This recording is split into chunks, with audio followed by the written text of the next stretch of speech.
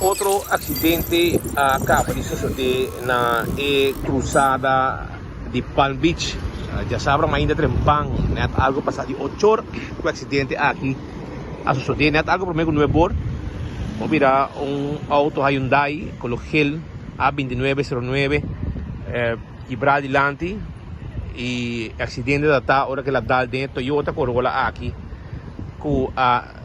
subcaminda A59182, sendo uma preferência a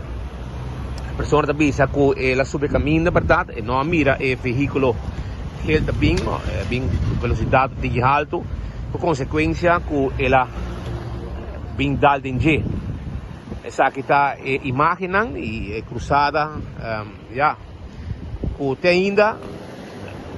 se há rotonda viram alívio para toda desgraça que tem praticamente todo dia as tem viaja mas com acidente para dia tem arriba e cruzada aqui caminha tour gente da passa turista táxi bus tour operator